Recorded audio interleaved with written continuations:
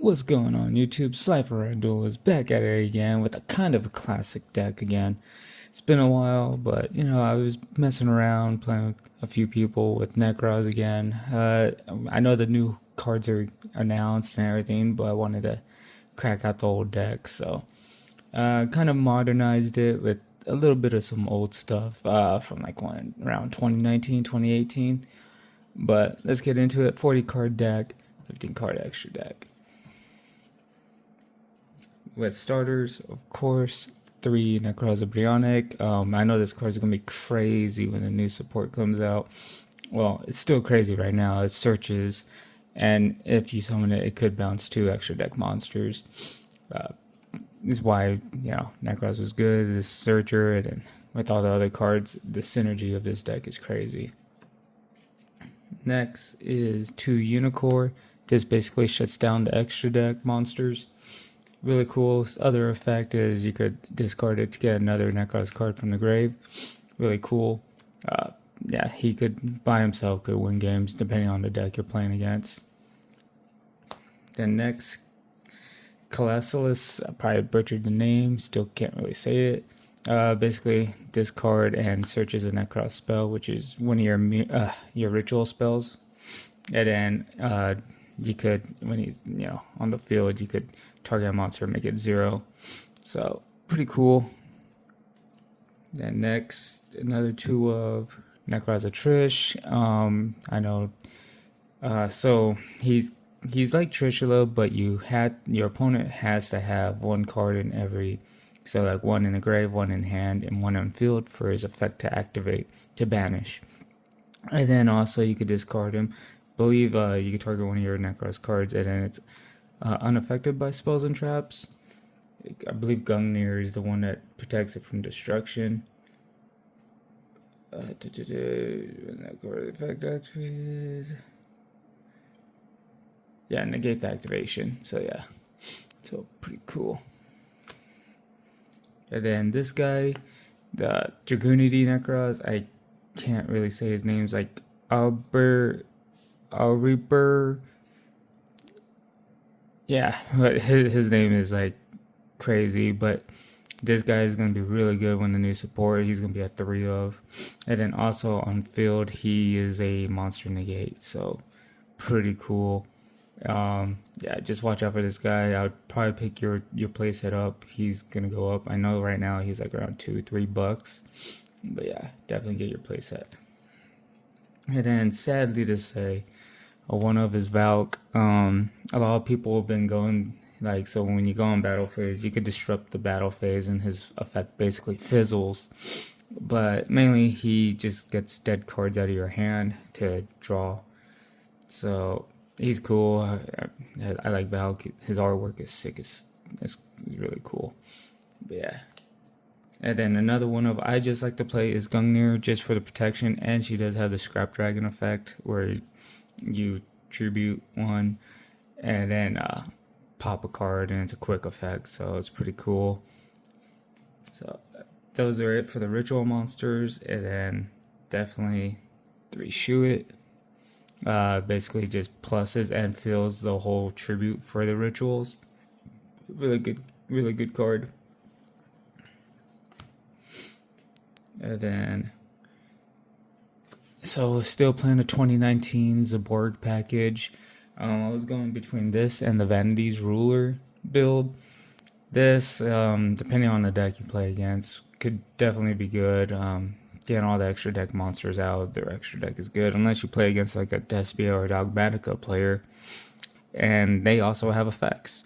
Like they probably play Nits too, or Garuda and stuff where they plus as well. But for the most part, Zaborg never fails.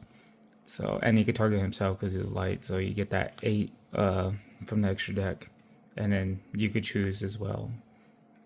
And then last monster is Maximus.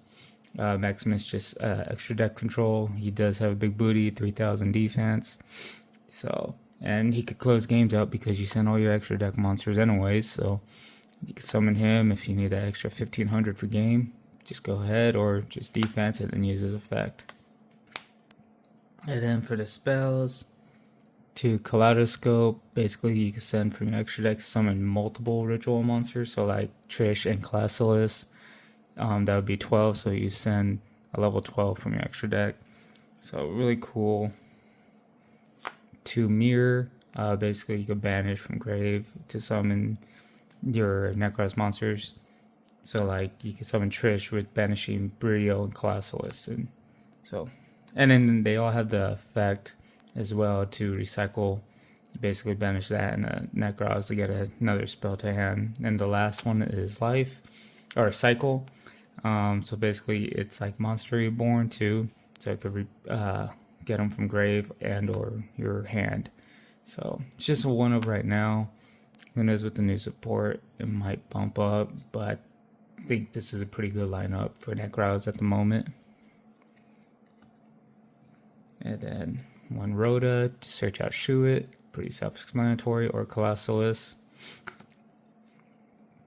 One Feather Duster just for backfield removal, just good. Generic card.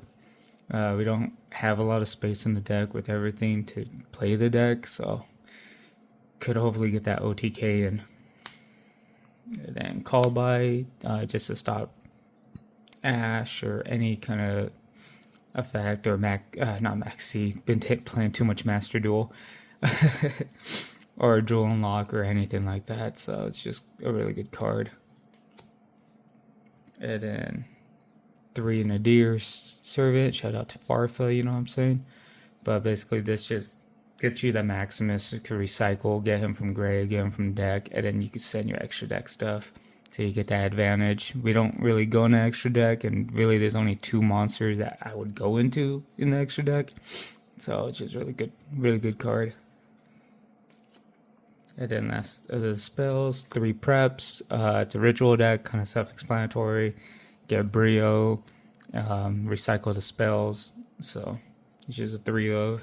I remember when this was at limited. And then just for some extenders to help get the deck going, I just play 1 Chalice Slime. I was messing around with 2, 3 back in the day, but I kind of he's okay. Like, he's really good actually. He's just, you could reveal it and send one, and then special summon an incantation, which is good. It's just you want to see more of your Nekroz. This is just to get the like Zaborg stuff going, and then get the extenders with the incantations with them, either add in ritual monster or ritual spell. Really good card. So 2 Candle, special. You could do reveal it and summon another one, but when this one's summoned, you get a ritual spell. Talismandra, same concept but gets a ritual monster. The pencil gets you a ritual monster from grave, and then the book gets you the ritual monster from, or a ritual spell from grave. So just a small little package. You could use them for tribute fodder for Zaborg, which is ideal, and getting the plussing off them. And then for the extra deck, a lot of it is targets for Nadir and Zaborg. So 3 Nits with Garuda. Nits basically pop a card on the field when sent to grave. Also has 2500 attack.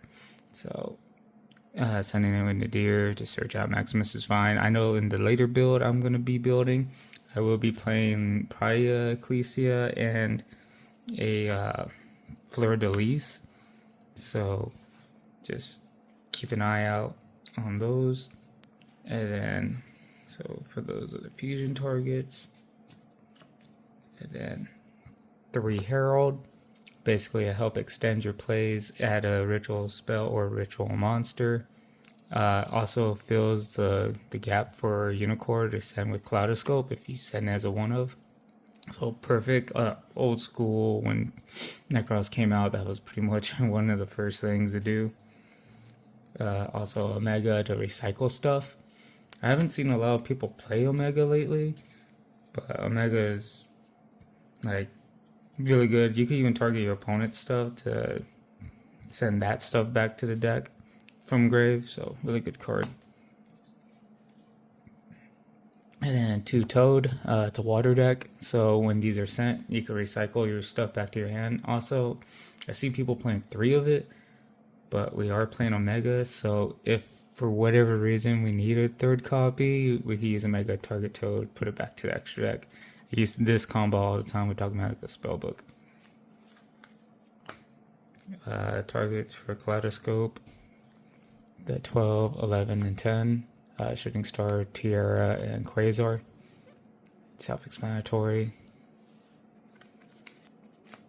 And the two targets, one is SP Little Knight, two effect monsters go in, it just disrupts games. Really good card.